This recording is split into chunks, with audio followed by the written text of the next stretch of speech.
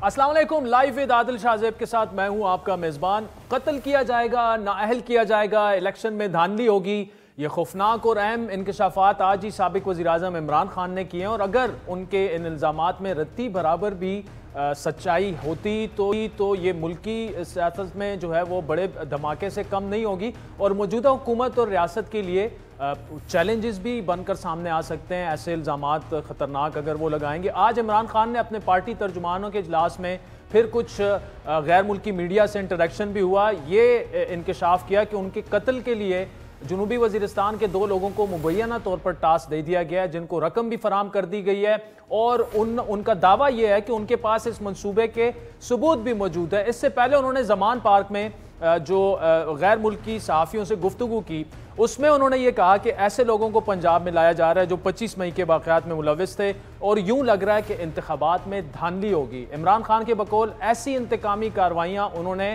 पहले कभी नहीं देखी, लेकिन शायद ये कहने से पहले उन्हें अपना दौर 3.5 साल का वो भूल गया जब तकरीबन अपोजिशन खुसूसन नून लीग की तमाम क़यादत जेलों में थी। यूँ लगता है अभी भी उनके बकौल जनरल बाजवा की पॉलिसी चल रही है, जबकि नवाज शरीफ चाहते हैं कि इमरान खान नाअहल हों। ये भी इमरान खान ने आज जो बयानात और इंकशाफात किए हैं ये काबिल तशवीश भी हैं, काबिल तफ्तीश भी हैं। गो कि ये इल्ज़ामात किसी नई नोयत के नहीं हैं, पहले भी वो ऐसे इल्ज़ामात लगा चुके हैं, लेकिन इससे तासुर ये ज़रूर मिल रहा है कि इमरान खान अब हुकूमत से अपनी लड़ाई को किसी भी नहज पर ले जाने को तैयार हैं।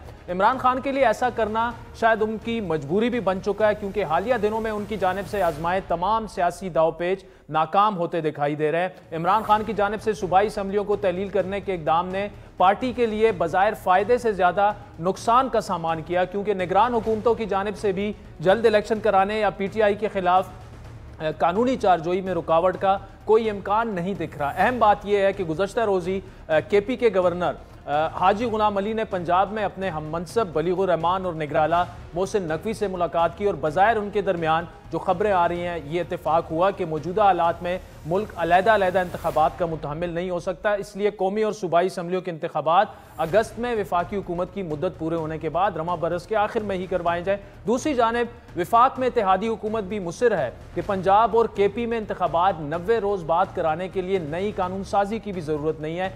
गुज़श्ता रोज़ गवर्नर पंजाब के ने एक ऐसा बयान दिया जिससे भी यही झलक रहा था। इलेक्शंस को अपने ड्यू वक्त पे भी होना है, लेकिन बार बार पाकिस्तान में जो ये माहौल बनाया जाता है कि वक्त से पहले रिजाइन करके सीटें खाली कर देना, फिर उस पर तमाम सीटों पे एक ही शख्स का खड़े हो जाना ताकि फिर उसको रिजाइन करके फिर दोबारा एक विशेष सर्कल में एक इलेक्शन जो है वो बिलियंस ऑफ रुपीस कॉस्ट करता है जनरल इलेक्शन, और उसकी कोई मामूली कॉस्ट नहीं होती और that's all burden on the economy. तो आइन की मुकम्मल हमें आइन को फॉलो करना चाहिए, लेकिन उसके साथ साथ वक्त से पहले जब चीज़ों को आप इस तरह करेंगे और बार बार कौम को इलेक्शन में धकेलने की कोशिश करेंगे वक्त से पहले, उसका भी बर्डन इकोनॉमी पे आएगा। दूसरी जानिब हुकूमत के ये इरादे देखते हुए PTI के कैंप में भी मायूसी पाई जाती है। इमरान खान ने जेल भरो तहरीक का ऐलान तो जरूर किया, लेकिन बज़ाहिर इस मुहिम को भी हस्बे मंशा नताइज मकबूलियत का इम्कान कमी दिख रहा है, जिसके बाद गुज़श्ता रोज़ इमरान खान ने ऐलान किया था कि अगर हुकूमत ने 90 रोज़ में इलेक्शन ना कराए तो फिर जेल भरो तहरीक की तारीख दूंगा। अभी भी ये सवाल ज़बान ज़दाम है कि क्या इस तहरीक में पहल भी इमरान खान खुद ही करेंगे, जिसका जवाब फिलहाल नापैद है। दूसरी जानिब इस मुमकिना मुहिम जोई से भी बज़ाहिर यू टर्न लेने के इशारे मिल रहे हैं। आज ही की खबर के मुताबिक इमरान खान ने जेल भरो तहरीक के मामले पर कानूनी माहिरीन की राय तलब की है। आइनी माहिरीन की राय के जरिए जेल भरो तहरीक के हवाले से जो है वो उसके बाद फैसला किया जाएगा। माहिरीन से तहरीक के आगाज़ और गिरफ्तारियों के तरीक़ेकार पर तबादला ख्याल किया जाएगा। आपको याद दिलाते चलें कि इमरान खान की ख्वाहिश पर सूबाई असम्बलियों को तहलील हुए 20 रोज़ से ज़्यादा का अरसा गुजर चुका है। PTI ने ऑल पार्टीज़ कॉन्फ्रेंस में अपनी शिरकत को पार्टी रहनुमाओं को निशाना ना बनाने और पंजाब और KP में इंतखाबात की तारीख के ऐलान से मशरूत किया है। लेकिन एक तरफ इमरान खान को सियासी माज पर पिसपाई का सामना है, वहीं उनके गिर्द कानूनी घेरा भी तंग हो रहा है। गुज़श्ता शब इमरान खान के इत्तेहादी परवेज़ इलाही के करीबी साथी मोहम्मद खान भट्टी को सिंध से गिरफ्तार किया गया, जबकि गुजरात में चौधरी शुजात और उनके बेटे मूसा इलाही की गिरफ्तारी के लिए उनके घरों पर भी छापे मारे गए। इसके अलावा आज इस्लामाबाद की मकामी अदालत ने आसिफ अली जरदारी पर कत्ल की साजिश के इल्ज़ाम से मुतालिक केस में शेख रशीद की दरख्वास्त से जमानत बाद अज गिरफ्तारी मुस्तरद कर दी। इसी तरह इस्लामाबाद हाई कोर्ट ने कागजात नामजदगी में इमरान खान की जानिब से उनकी मुबैना बेटी का जिक्र ना करने पर उनकी नाअहली की दरख्वास्त पर लार्जर बेंच तश्कील दे दिया है। इस्लामाबाद हाई कोर्ट के चीफ जस्टिस आमिर फारूक की सरबराही में मोहसिन अख्तर कियानी और जस्टिस अरबाब मोहम्मद ताहिर पर मुश्तमिल 3 रुकनी बेंच 9 फरवरी को, जो ज्यादा दूर नहीं है, इस केस की समाअत करेगा और यह केस इमरान खान की नाअहली पर भी ख़त्म हो सकता है।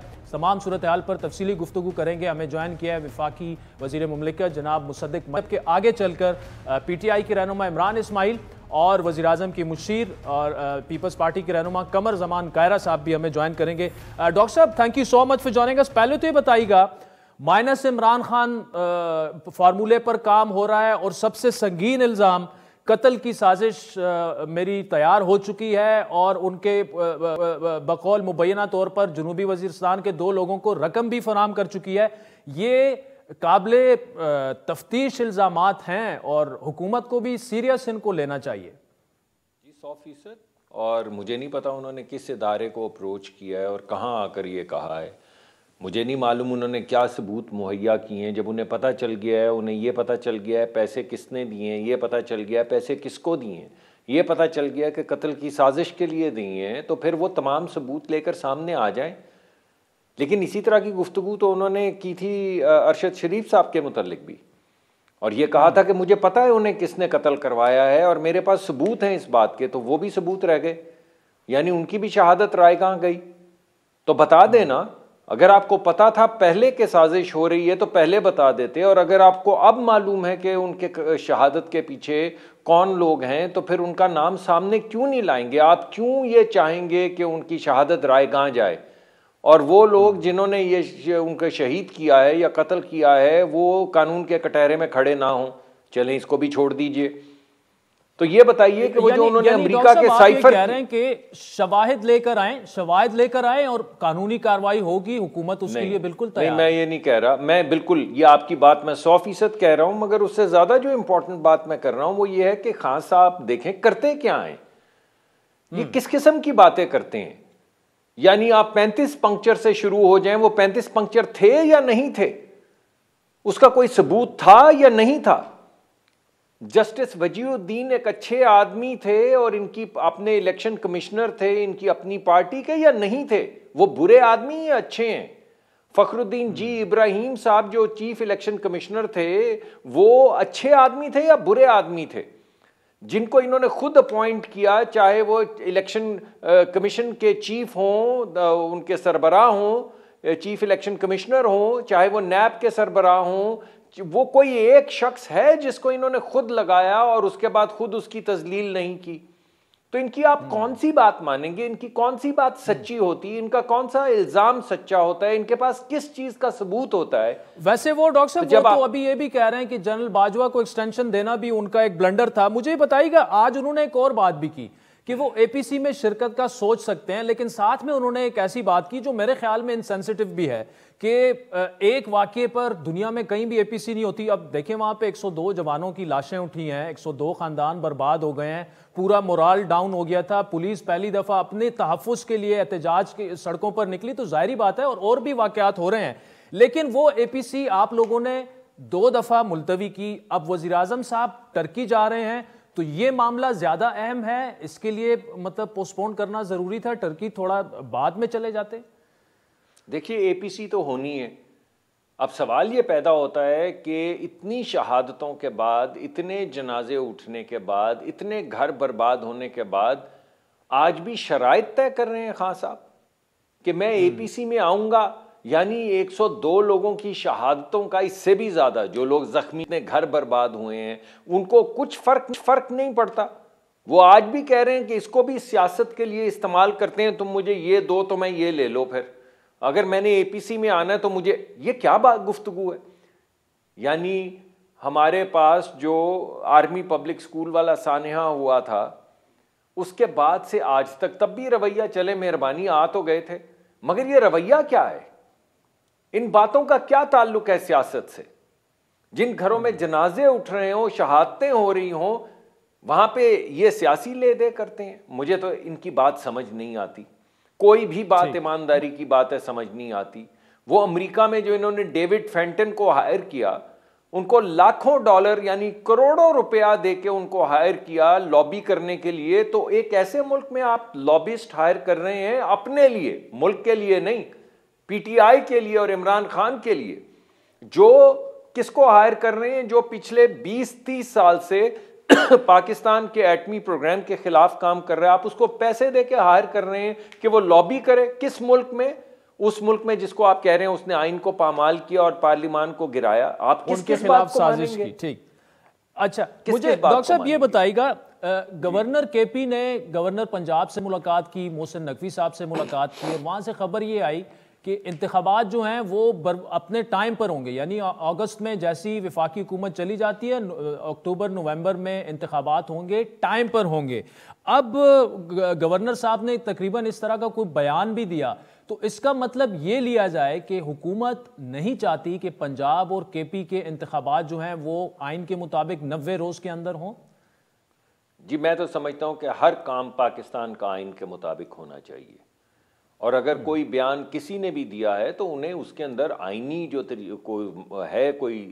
कोई ऐसी प्रोविज़न तो वो सामने लानी चाहिए, और अगर नहीं है तो मेरे ख्याल में हर पाकिस्तान का इंतखाब, पाकिस्तान की हर चीज़ आइन से मुताबिकत रखनी चाहिए। ये मेरा नुक्ता नज़र है। जी ठीक है डॉक्टर साहब, एक और बात कि आज फौज और अदलिया की डिफेमेशन पर 5 साल कैद के बिल के रिव्यू के लिए शहबाज शरीफ साहब ने कमेटी बना दी, और कुछ इतलात हैं कि पीपल्स पार्टी ने इस बिल की मुखालफत कर रही है, और आपकी पार्टी जो है उसमें शायद साद रफीक साहब उसकी मुखालफत कर रहे हैं। क्या पीएमएलएन चाहती है कि ऐसा कोई बिल आए?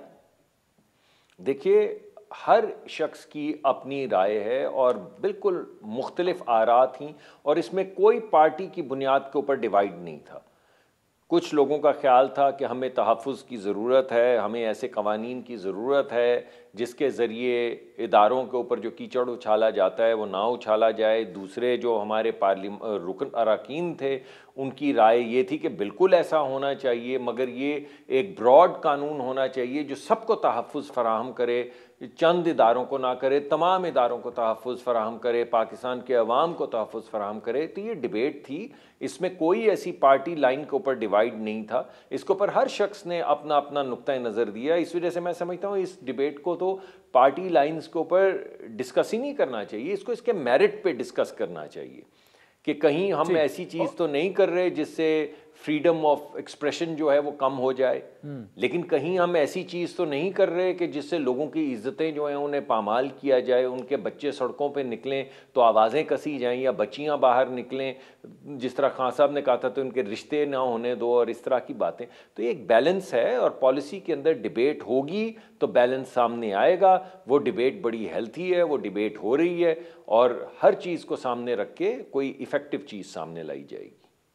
डॉक्टर साहब ये बताइएगा, ये एपीसी में क्या और कोई रुकावट है? पहले तो मतलब 7 को होनी थी, फिर 9 को होनी थी, अब तो चलें प्राइम मिनिस्टर जा रहे हैं, लेकिन वो वापस जैसे ही आएंगे तो एपीसी की तारीख दे दी जाएगी। और कोई रुकावट तो कहीं ऐसा तो नहीं है कि खान साहब का इंतजार हो रहा है, उनको फॉर्मल दावत दी जाएगी, अगर वो आते हैं तो फिर तारीख का ऐलान किया जाएगा? यार, खान साहब के तो आपने देख ही लिए हैं, जवाब भी आपने सुनी लिए हैं। यानी हमारी क्या ये ख्वाहिश होनी चाहिए कि तमाम पार्टियां इस सानहे पे सब इकट्ठी हों? बिल्कुल होनी चाहिए। हमारी क्या ऐसी कोई ख्वाहिश है कि सब लोग इकट्ठे बैठें? बिल्कुल है। खान साहब क्या इधर आएंगे? खान साहब का पुराना रवैया देख लें, अब की गुफ्तगू भी देख लें, तो सारी बातें जो हैं वो आप पे खुल जाएंगी। लेकिन बहरहाल ये होना ज़रूरी है। अगर सारे लोग इकट्ठे होकर बैठेंगे तो सबको बहुत खुशी होगी, और मैं समझता हूँ कि वो लोग जो बर्बाद हो गए, जिनके ख़ानदान बर्बाद हो गए, लेकिन अल्लाह ने उनको शहादत नसीब की, मैं समझता हूँ कि उनके हाथ मजबूत होंगे, उनके दिल बड़े होंगे, उनके दुख के ऊपर मैं बिल्कुल डॉक्टर साहब और इमरान खान साहब से बार बार अपील भी करते रहे, और एक दफ़ा फिर कह रहे हैं कि उनको गौर करना चाहिए इस मामले में, कम से कम सियासत को साइड पे रखिए। आखिर में डॉक्टर साहब, IMF के साथ मामलात कहाँ पहुंचे, और इन रूमर्स में या खबरों में कुछ खबरें भी छप चुकी हैं, कितनी हकीकत है कि IMF का एक कंसर्न है, ऑल्दो इनका डोमेन नहीं है, कि अदम इस्तेकाम है, और इसकी क्या गारंटी है कि कल को अगर इमरान खान साहब आ गए तो वो इस मुआहदे पे फिर अमल करवाएंगे या नहीं? ऐसा कुछ मामला है? नहीं, कोई मामला नहीं, मेरे सामने कोई ऐसी चीज़ नहीं आई अभी तक। हाँ, हमारी जो शराइत खान साहब ने तय की थी उनकी कैद हम पे है। हम कोशिश करते हैं कि अवामी मुकदमा सामने रखें उनके और कुछ रिलीफ लेने की कोशिश करें, मगर वो कैद इतनी लिखी पड़ी है और वेबसाइट के ऊपर भी लिखी हुई है। आज भी मेरी एक गुफ्तगू में किसी एक साहब ने बोला कि भाई आपने लिख के दिया था, पढ़ लें ये आप, ये पढ़ा है सामने, ये रियासत ने लिखा था, किसी एक एडमिनिस्ट्रेशन ने तो नहीं लिखा था। और हम कहते हैं हाँ ठीक है, आप हमें अवामी मुकदमा पेश करने दें, लोगों के ऊपर गुर्बत का बोझ है, महंगाई का बोझ है, हम चाहते हैं कि सॉफ्टवेयर लैंडिंग मिले गरीब लोगों को। ये प्राइम मिनिस्टर का हुक्म है, ख्वाहिश भी है और हुक्म भी है।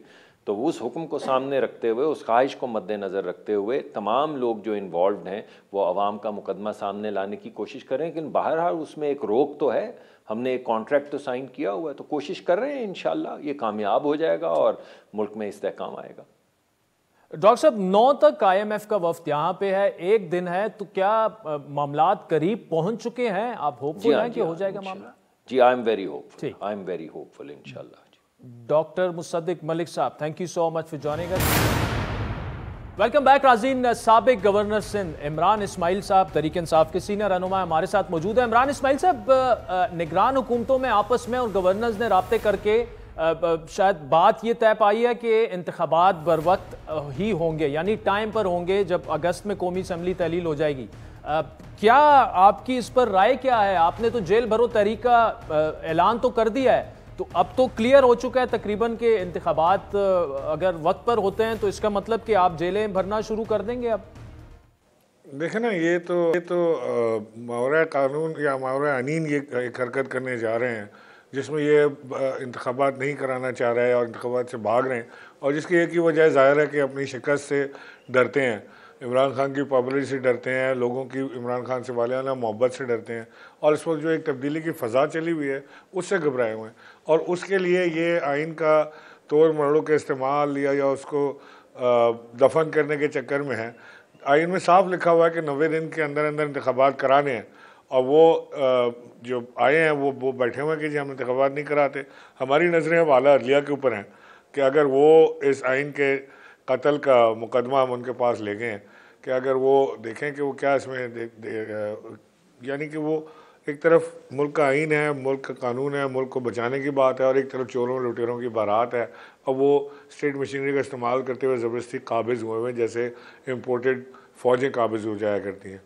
तो अगर किसी में कोई शक व शुबा है कि वो अवाम में पॉपुलर है तो आज इलेक्शन करा लें, और हम कोई गैर कानूनी चीज़ तो मांग नहीं रहे, हम तो आइनी हक अपना मांग।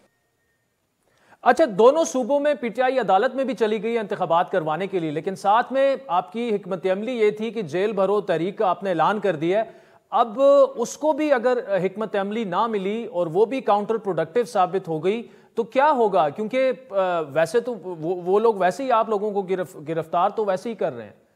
देखिए, माजी में भी जेल भरो तहरीकें चली हैं और बड़ी कामयाब रही हैं, और जो जिस तरह से तहरीक इंसाफ के लीडरों को और वर्कर्स को हरासा कर रहे हैं और एक एक करके जेल डालते हैं, कभी किसी को नंगा करके वीडियो बनाते हैं, कभी किसी के साथ ज़दोकोब करते हैं, किसी को क्या करते हैं, उनके घर वालों को हरासा करते हैं, उन सारी चीज़ों का सद्भाव करने के लिए हमारे पास और दूसरा ऑप्शन कोई है नहीं।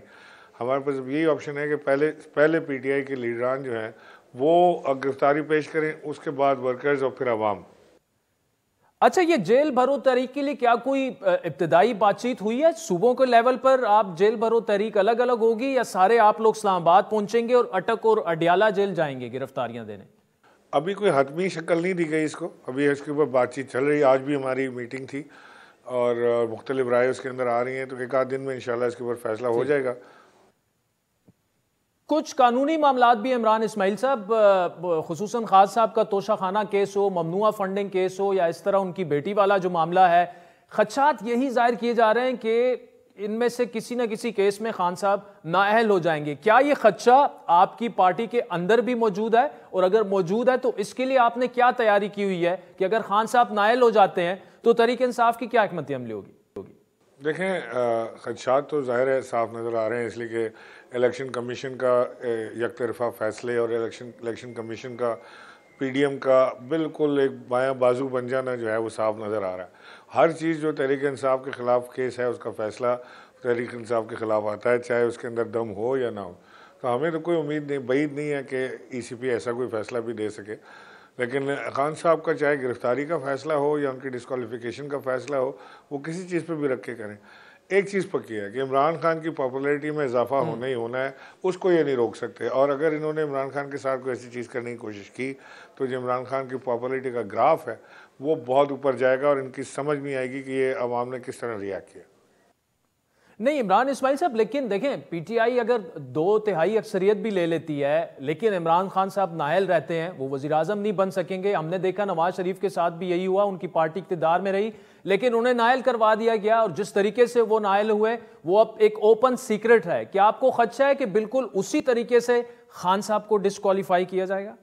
देखिए खान साहब को डिस्क्वालीफाई करें, खान साहब वज़ीर आज़म बने ना बने उससे कोई फ़र्क नहीं पड़ता। पॉलिसीज़ खान साहब की रहेंगी, खान साहब ही डिक्टेट करेंगे सारी इकोनॉमिक पॉलिसीज़ को, खान साहब ही चलाएंगे मुल्क को। और ख़ान साहब का एक और चीज़ भी है कि अगर हम हैवी मेजॉरिटी के साथ 2/3 मेजॉरिटी के साथ आते हैं तो हम आइन में तरामीम, कानून में तरामीम करके खान साहब को वापस ला सकते हैं। इमरान खान को रोकना इस वक्त मुमकिन ही नहीं है किसी सूरत। जो मर्ज़ी ये कर लेना, जब तक इमरान खान को अल्लाह ने ज़िंदगी दी है, सेहत दी है, इमरान खान को ये अब नहीं रोक सकते। इमरान खान एक फ़िनोमेना बन चुका है। हमें रोडों, आज मैं मुशर्रफ साहब के जनाजे में गया था, वहाँ पे बेइंतहा लोगों ने, ख़ुद सिपाहियों ने, आर्मी के लोगों ने हमें पकड़ पकड़ के खान साहब को सलाम दे रहे थे कि जी इमरान खान साहब को सलाम दीजिएगा। तो ये तो बहुत बड़ा एक चेंज आ चुका है जो देखने वालों को दिखेगा, जो ना देखना चाहे आंखों में पट्टी मान ले तो नहीं दिखेगा। तो इमरान खान को डिस्क्वालीफाई करना या इमरान खान को जेल में डालना हल नहीं है इसका। मुझे बताइएगा कराची के अगर बलदियाती इंतखाबात तो हो चुके हैं और आपकी जितनी सीटें आप डिसाइसिव रोल मेयर के इलेक्शन में आप अदा कर सकते हैं, क्या कोई फैसला किया कि आपने जमात इस्लामी का साथ देना है, आज़ाद रहना है या फिर पीपल्स पार्टी के साथ भी आपका इत्तेहाद हो सकता है? हमारी एक आध मुलाकात हुई है हाफिज़ नईम से, लेकिन अभी हमने कोई हतमी फैसला नहीं किया है। हम समझते हैं कि शायद ये इस वक्त मुश्किल है फ़ैसला करना, क्योंकि जमात इस्लामी का जो रोल था वो भी इतना क्लियर नहीं रहा इस इंतखाबात में, और कभी वो पीपल्स पार्टी की गोद में कभी किसी की गोद में नज़र आते हैं। तो लिहाजा पहले हमें wait and see, let's see कि क्या वो फैसला करते हैं, उसके बाद हम अपना फैसला करेंगे। चले इमरान इस्माइल साहब, thank you so much for joining अस। नाज़रीन वक्त तो चाहते हैं एक ब्रेक। वेलकम बैक नाज़रीन। इस वक्त पाकिस्तान पीपल्स पार्टी के सीनियर रहनुमा और वज़ीर आज़म की मुशीर बराए उमूर कश्मीर कमर ज़मान कायरा साहब हमारे साथ मौजूद है। कायरा साहब, आपका एक पॉइंट ऑफ व्यू था कि पंजाब और केपी के इंतखाबात आइन के तहत 90 रोज़ में हो जाने चाहिए, लेकिन केपी के गवर्नर साहब आए, पंजाब के गवर्नर से मिले, वज़ीर आला से मिले और अब खबरें ये हैं कि वो ये समझते हैं कि एक ही मुल्क में आम इंतखाबात एक ही तारीख पर होने चाहिए, जो कि ऑब्वियसली अक्टूबर नवंबर से पहले मुमकिन नहीं है।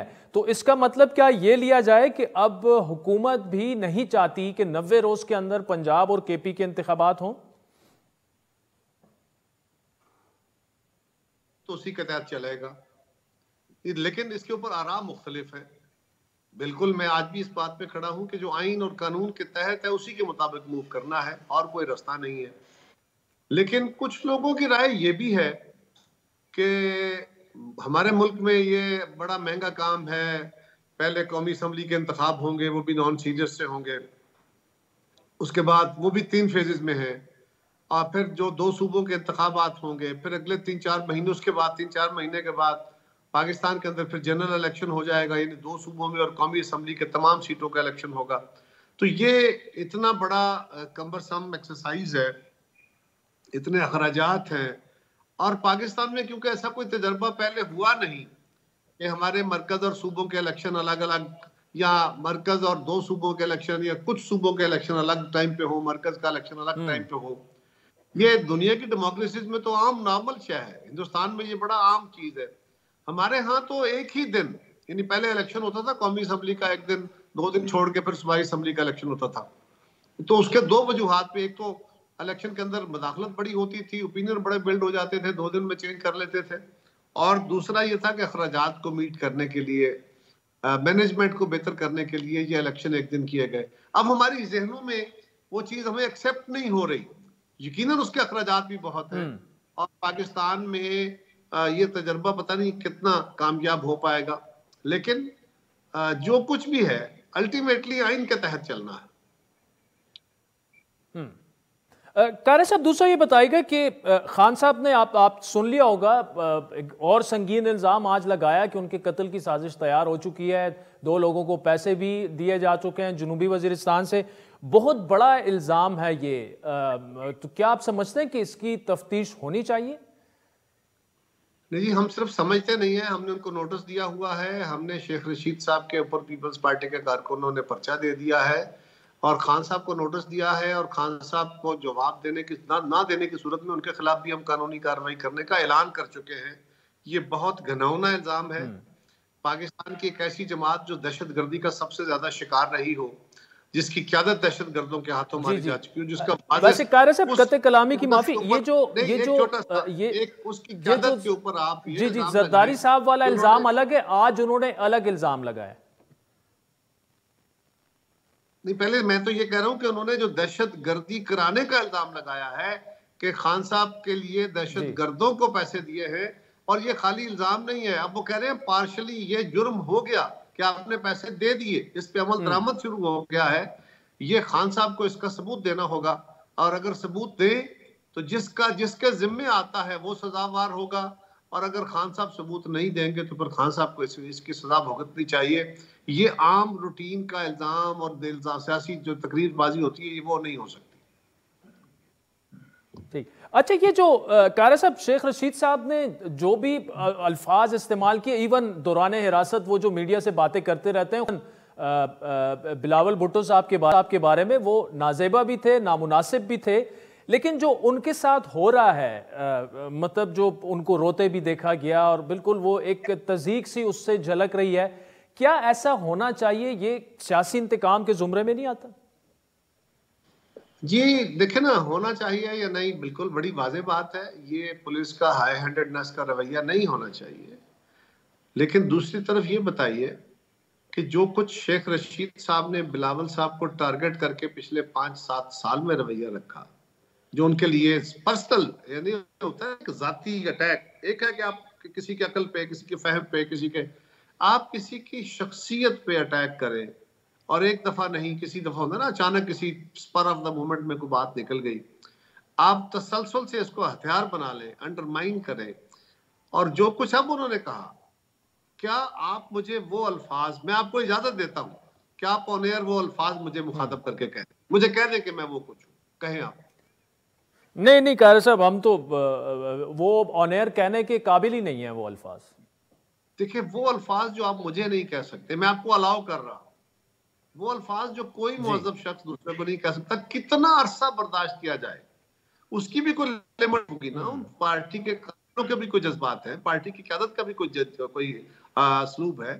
ठीक है, जो कुछ हाई हैंडेडनेस है नहीं होनी चाहिए। मेरी शेख रशीद साहब से अच्छी न्याज़मंदी है, मेरे लिए हमेशा अच्छे अल्फाज इस्तेमाल करते हैं, लेकिन मेरी क़यादत को इस तरह वो, बल्कि इस कदर तज़हीक का मेज रवैया, वो अल्फाज जो अब उन्होंने कहे हैं, मैं तो अपने दुश्मन के बारे में नहीं कहता। ये आजादी तो कारी साहब जी में नहीं आता।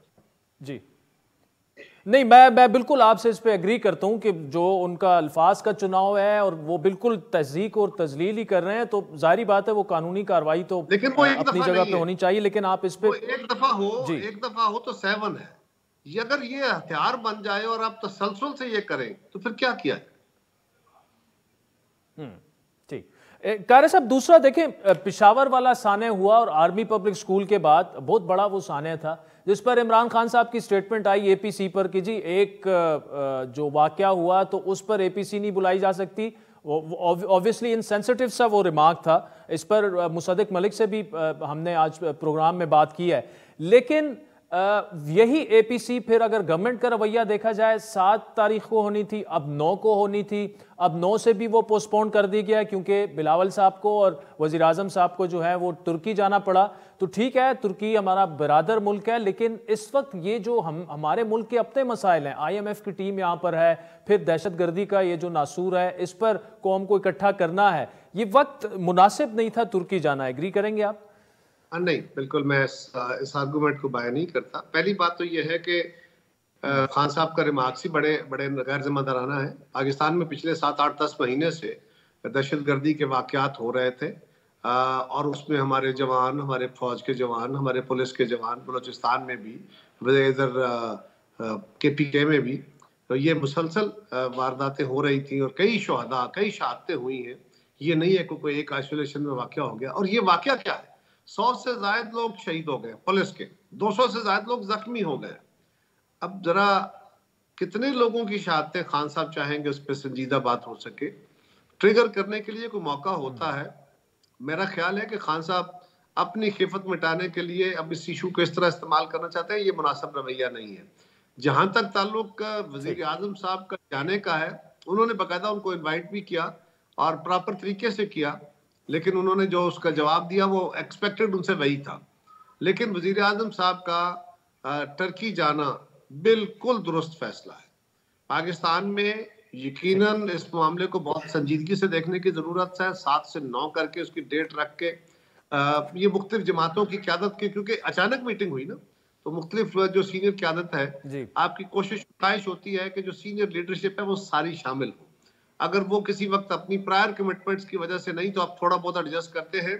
लेकिन तुर्की में जो बहुत खौफनाक जल्जला आया है, वहां पे वजीर आजम पाकिस्तान का जाना बहुत जरूरी था। कमर जमान साहब, thank you so much for joining अस। नाज़रीन, ब्रेक के बाद आपसे दोबारा मुलाकात।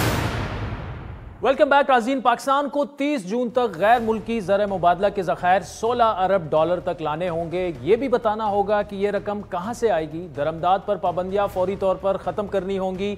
LCs खोलने के लिए $4 अरब फौरी तौर पर फराम करना होंगे। बजट खसारा कम करके 600 अरब रुपए से ज़्यादा अखराजात कम करने के लिए इकदाम करने होंगे।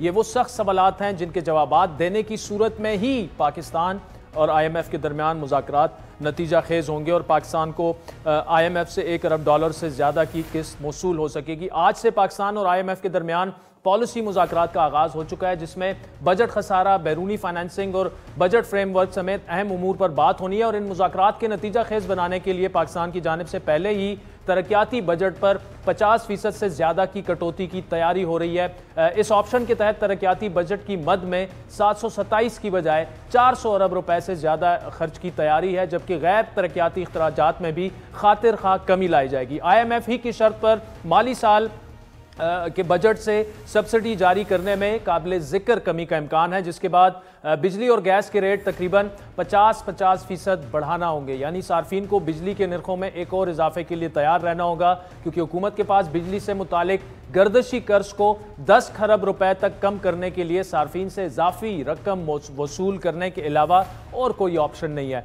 हुकाम के मुताबिक हुकूमत के पास टैरिफ इकदाम के जरिए गर्दशी कर्ज में 9 खरब 52 अरब रुपए से 10 खरब रुपए की कमी के अलावा कोई ऑप्शन नहीं है, क्योंकि IMF ने वाज़ेह कर दिया कि पावर होल्डिंग कंपनियों में खिला को बरकरार रखना अब काबिल कबूल नहीं है। कीमतों में इजाफे के ब्रेकडाउन के मुताबिक बिजली की बुनियादी टैरिफ में फी यूनिट 707 रुपए तकरीबन उसका इजाफा करना पड़ेगा। चूंकि हुकूमत IMF के मुतालबात मानने के लिए बेताब है, इसलिए सनती सारिफीन के लिए सब्सिडी खत्म होगी, गैस की कीमतों में भी इजाफा होगा। इसके अलावा निस्कारी प्रोग्राम फ़ाल बनाकर रियासती मलकियती इदारों को फ़ाल या फ़रोग़ करने का लाएमल तय होगा, जबकि आइंदा 3 रोज़ में टैक्स इक़दाम को हतमी शिकल दी जाएगी। उनमें फ्लड लेवी, उसके अलावा मशरूबात पर टैक्सेस में इजाफा भी शामिल है। एक तरफ ऐसे मुश्किल और संगीन माशी इक़दाम के जरिए हुकूमत आम आवाम का नातिका बंद करने के दर पे है, तो वहीं पाकिस्तान मुखालिफ माशी व्यापार मुल्क की माशी जड़ों को खोखला कर रहे हैं। आज ही आलमी जरीदे ब्लूमबर्ग ने अपनी रिपोर्ट में इंकशाफ किया है कि पाकिस्तान से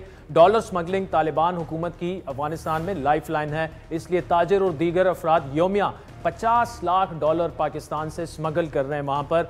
ब्लूमबर्ग के मुताबिक डॉलर का गैर कानूनी बहाव अफगानिस्तान की मदद, जबकि पाकिस्तानी मईशत के लिए मुश्किलात और मसाइल बढ़ा रहा है। ब्लूमबर्ग ने यह भी कहा है कि अफगानिस्तान में पाकिस्तानी रुपए पर पाबंदी लगाने से बॉर्डर पर तिजारत डॉलर में ही हो रही है। तालिबान हुकूमत ने अफगानिस्तान डॉलर जो है वहाँ से ले जाने पर पाबंदी आयद कर दी है। अफगानिस्तान से डॉलर ले जाने की हद 5000 मुकर्रर है। एक तरफ मुल्क से डॉलर की गैर कानूनी उड़ान को हुकूमत रोकने से कासिर है, तो दूसरी जानिब अवाम की इंतहाई तकलीफ दे शराइत हुकूमत का पीछा कर रही हैं, जिसके बाद अवाम की जानिब से भी हुकूमत का पीछे किए जाने के इम्कान को मुस्तरद नहीं किया जा सकता। तमाम सूरत हाल पर गुफ्तगू करेंगे। हमें ज्वाइन किया साबिक वज़ीर ख़ज़ाना जनाब डॉक्टर हफीज़ पाशा साहब ने। डॉक्टर साहब बहुत शुक्रिया।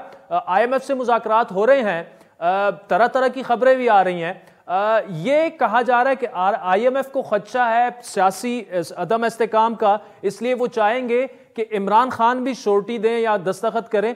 ऐसा IMF ना कर सकता है ना कह सकता है, लेकिन इसमें कितनी हकीकत है? बिस्मिल्लाहिर्रहमानिर्रहीम। देखिए, आमतौर पे ऐसा नहीं होता है।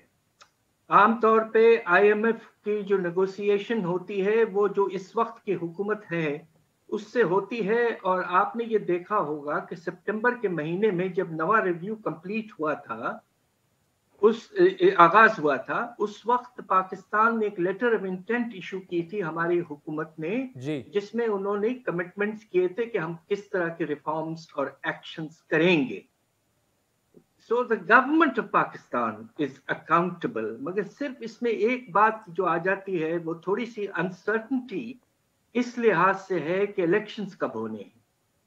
इसलिए जो बाकी 6 महीने रह गए हैं पाकिस्तान में IMF प्रोग्राम के, जून तक चलेगा ये, तो इसलिए शायद वो कम से कम ये चाहेंगे कि कुछ बातचीत तो हो और एक तरह से कोई अंडरस्टैंडिंग डेवलप हो कि प्रोग्राम कंटिन्यूज इररिस्पेक्टिव। तो हो सकता है ये बात हो, मगर आमतौर पर ऐसा होता नहीं।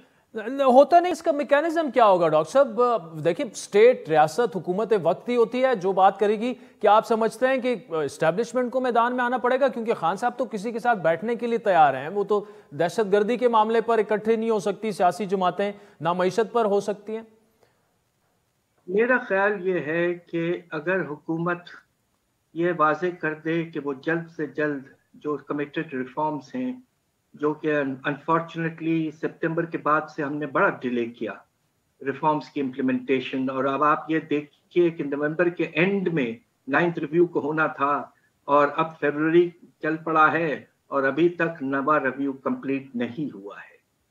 और फिर 1-1.5 महीने के बाद तो 10वां रिव्यू ड्यू मार्च में। तो इसलिए बात यह भी है कि अनसर्टनिटी कुछ बढ़ा दी गई थी।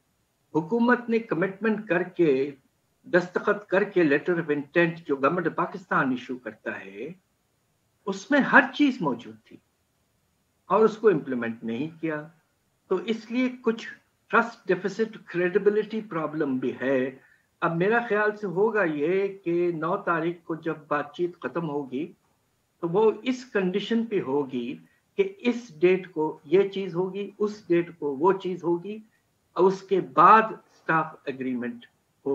डॉक्टर साहब ये बताइएगा, देखिए IMF से तो हमें $1 अरब मिल जाएंगे, लेकिन अगले जून तक हमें 10-11 अरब डॉलर्स चाहिए। हुकूमत ये मामलात कैसे चलाएगी? पैसे कहां से आएंगे? रुपए तेजी से गिर रहा है, सूरत हाल ज्यादा अच्छी नहीं है।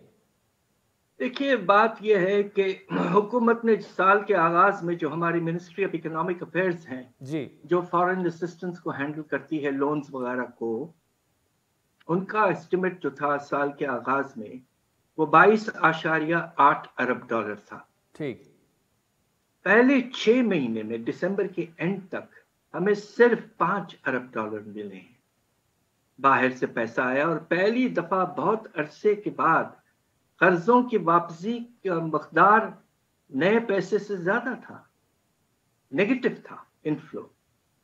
तो अब देखना यह है कि यकीनन एक कामयाबी हुई थी, मगर आर्टिफिशियली हुई थी, और वो ये थी कि हमने तिजारती खसारा को बहुत कम कर लिया था। मगर आपको तो पता है कैसे हुआ था, वो सस्टेनेबल नहीं था। हमारा अंदाजा ये है कि फ्रॉम जनवरी टू जून के एंड तक पाकिस्तान को 13 से 14 अरब डॉलर नेट मिनिमम जरूरत होगी, नेट ऑफ रोल ओवर्स। इस पे एम्फसिस है, net roll over. Net roll over. लेकिन डॉक्टर साहब फिर सादा सा सवाल है, ये पैसे कहां से आएंगे? मतलब ये है कि रुपए दबाव में अभी रहेगा आइंदा आने वाले चंद माह में भी और सालों में। देखिए, हुआ ये है कि जो फ्लो की जो नुमाया कमी हुई है वो 3 चीजों में हुई है। सबसे पहले तो जो जैसे कहते हैं ना, नॉन डेट क्रिएटिंग इनफ्लो, जो फॉरेन इन्वेस्टमेंट होता है, वो बहुत बुरी तरह से कम हो चुका है। और इसकी एक वजह भी यह है कि हमने प्रॉफिट्स की रिपैट्रिएशन जो कंपनीज की थी वो रोक दिया काफी हद तक, तो अनसर्टनिटी बहुत बढ़ गई। दूसरी तरफ जो कमर्शियल बैंक्स के लोन्स हैं जो मीडियम टर्म के होते हैं, टारगेट 7 अरब डॉलर का है और तो आया 200 है मिलियन सिर्फ 200 मिलियन डॉलर। तीसरा जो अनसर्टनिटी बहुत बढ़ गई है और उसकी वजह हमारे क्रेडिट रेटिंग की जो नुमाया तौर पर कमी हुई, उसके नतीजे में जो हमारा टारगेट था 2 से 2.5 अरब डॉलर का बॉन्ड्स फ्लोट करने का, हम एक बॉन्ड भी फ्लोट नहीं कर पाए।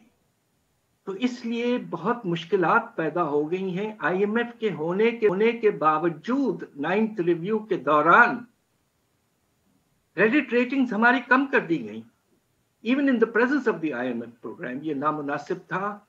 अब देखिए क्या होता है, नवा रिव्यू अगर कंप्लीट होता है और जो कमिटमेंट्स हमें मिले हैं वो आ जाते हैं बायलैटरल और मल्टीलैटरल, तो कुछ अरसे के लिए हालात संभल सकते हैं, मगर मुसलसल संभलने का सवाल उस वक्त पैदा होगा जब आप आईएमएफ की छतरी लेकर कॉम्प्रिहेंसिव डेट रीशेड्यूलिंग की तरफ जाएंगे, रीस्ट्रक्चरिंग की तरफ जाएंगे। इसके बगैर सस्टेनेबल सोल्यूशन नजर नहीं आ रहा है। डॉक्टर साहब, दूसरे ब्लूमबर्ग की आज रिपोर्ट है कि जी 50 लाख डॉलर रोजाना अफगानिस्तान स्मगलिंग हो रही है।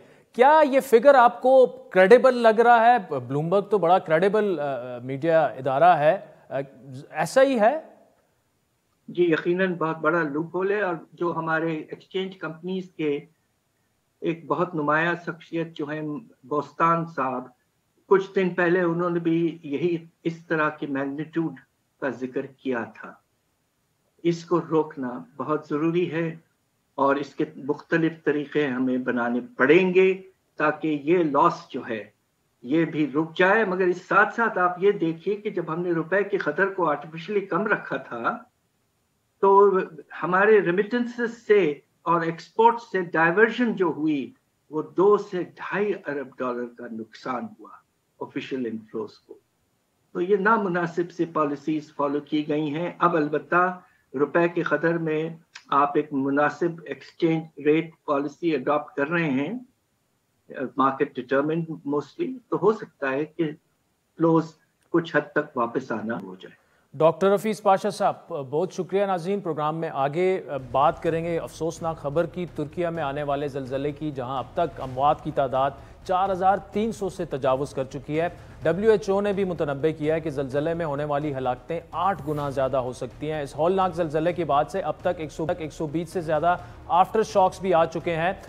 US जियोलॉजिकल सर्वे के मुताबिक 7.8 शिद्दत के ज़लज़ले के बाद 7.6 शिद्दत का एक और ज़लज़ला आया था, जिसके बाद नुकसान ज़्यादा हुआ। ज़लज़ले के बाद तुर्की में इमरजेंसी नाफिज करते हुए अवाम से अपील की गई है कि वो मोबाइल फ़ोन इस्तेमाल ना करें ताकि इमदादी कारकुनों को राब्तों में मुश्किलात पेश ना आए, जबकि शदीद सर्दी और बाज़ इलाकों में बर्फबारी के बायस मुतासरीन और रेस्क्यू ऑपरेशन में शदीद मुश्किलात का भी सामना है। तुर्क सदर रजब तैयब एर्दोगान ने साने के बायस मुल्क में 1 हफ्ते के शौक का ऐलान किया है, जिसके दौरान कौमी परचम तुर्की का वो सरनिगूं रहेगा। ज़लज़ला ज़दगान से ज़ारे यकजहती के लिए अक़वाम मुत्तहिदा के इजलास में 1 मिनट की खामोशी भी इख्तियार की गई। दूसरी जानिब तुर्की की हुकूमत ने आलमी बरादरी से इमदादी कार्रवाइयों में शिरकत की अपील की है, जिसके जवाब में पाकिस्तान, अमरीका, रूस समेत 45 ममालिक ने इमदाद की पेशकश की है।